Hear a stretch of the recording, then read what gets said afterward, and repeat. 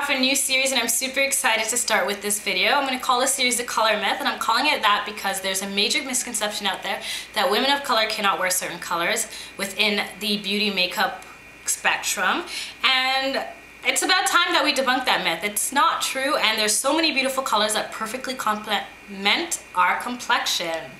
I'm going to start off with nail polishes because I think that's the perfect thing to initiate this series with and get the ball rolling. Nail polishes are a small and simple way to style and kind of change up and add color to your wardrobe. As well, for those of you out there who don't really wear too much colors, it's a small way to slowly introduce and inject color into your life. And before I continue any more with this video or this series in general, I just want to put it out there that this has no racist connotations. No racist connotations whatsoever. That if a woman of my color, lighter or darker, goes into a drugstore, department, makeup or beauty store, chances are 95% of the time they're going to have a hard time finding a product that is suited to their complexion. Or if they're just simply watching TV on the internet or watching YouTube, it's very seldom that you see you represented. The world of advertising really just advertises to the common idea of beauty, and it's about time that we offer the alternative. And I really want to just give this series a kind of foundation for you guys to have the discussions through comments and through your video responses and through other videos like this, to show the world that there are so many options out there for women of color. And I'm not just talking about black people. All of us are beautiful, are 1,000,001 shades. The very first ones I want to start with are neutrals, and I figure I would start with neutrals in case someone out there for sure doesn't want to do anything with colors. That way I have something for you. The very first thing I have is White Cap, and this one is a white jelly with flashes of gold shimmer in there. The next one I'll show you is my very first China Glaze nail polish. As you can see, it's been well loved, and this one's called Camisole, and I guess I would consider this my nude, but really, what is nude? If you're looking for a manicure or a mannequin hand, which is when your nails elongate the look of your fingers, you could try Sant Antonio. Tip for you guys out there, if you're having trouble finding nude colors, you can definitely try using the French manicure top coats. And I have Tasha here in Adorable, Zoya, as well as ESSie. And I would apply probably about 5 or 6 coats of that, and I know it sounds ridiculous, but it really does come up as the color in the bottle when you put that much, and it's a really beautiful, flattering nude color when you do it like that. And this one, probably 3 or 4 I can get away with, although it takes quite some time for it to dry. The last of the neutral I have to show you is one of those colors that whenever I wear it, a lot of people say, I never thought that would look good on you, but it does. And this one is called Pelican Grey.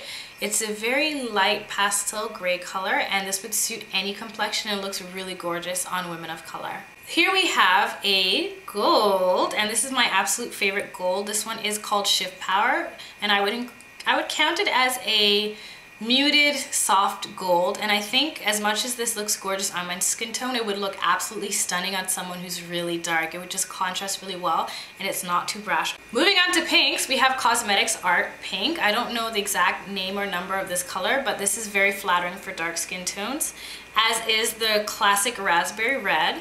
And I like this one because it's not as classic as a red red, a burgundy red, or a candy apple red. It's like a little twist on the classic. This one would perfectly complement any shade because it's just such a pretty and fun pink. A little bit more pastel and barely there, we have Something Sweet, and this one has a very almost faint, almost barely there tinge of lilac to it. But this one suits any skin tone and looks really good on dark skin tone. Here we have one of those colors that I would consider as a rich color, and this one is called Brownstone by China Glaze. And this one I consider rich because it's a very mature color, and I can imagine a very rich woman wearing this, although I wear it and I'm not rich. But it is a red with a brownish tone or a brown with a burgundy undertone, depending how you look at it. Corals are a beautiful color, and they look beautiful on any skin tone, particularly darker skin tones. Here we have High Hopes, and this one is just a creamy coral. If you are a little bit more brave, you can try a fluorescent cousin, and this one is called Flip Flop Fantasy. It's also a cream, but it's much brighter than the High Hopes. Oranges. Now, oranges are a color that I think are a must-have in any woman of color's nail polish collection. Here we have That Away, and I would suggest this very color to any woman of color because it is absolutely gorgeous. This is a peachy orange with a slight shift of gold, and in the summer sun, this is breathtaking, guys. A more muted version of that is Peachy Keen, and this is just a pastel peach, but just as beautiful. Moving on to the yellows, we have Solar Power here, which is a yellow with slight gold shimmer to it, very slight, but this would be just as beautiful if it were matte. If you are prepared to do a more funky yellow, you can try this fluorescent highlighter yellow, as I call it, from e.l.f. And if you find fluorescent colors are too much for you, tip is to combine them with a French manicure top coat, and it'll tune it down just a bit. The next color I have to show you, drum roll please. I like to build up the suspense with this because I get two compliments whenever I wear this. Wow, that color is so gorgeous. And two, I never thought it would suit your complexion, but it suits it so well. And here's why. It's called Cha Cha Cha. And this is the most ugly pretty color that I own. What it is a puke green, or if you want to put it nicely, it is an emerald green with a slight flash of gold. Quite beautiful. If you're not ready to go funky, but you still want to try green, I would suggest Solange Pro's Mermaid. Warning with this, you probably need about 5 or 6 coats in order to get it to be opaque. I don't know why it's so watery and so sheer. Maybe it's a top coat, but feature presentation. Here we have the ESSie's blue. This one's called Lapis of Luxury, and it is featured on my nails today. And I do admit I had to think for about 20 minutes in the store, will this color suit my complexion? I'm really glad that I took a chance with it because it is absolutely gorgeous, and this is now one of my new favorite colors. I don't really like the formula, but that's just besides the point. You guys may remember for Audrey from a past video, this one is a pale turquoise, and again I did consider whether or not this would look good on my skin or against my skin tone, and I'm glad again I took a chance with this because it's a really pretty turquoise. What's a video without purple?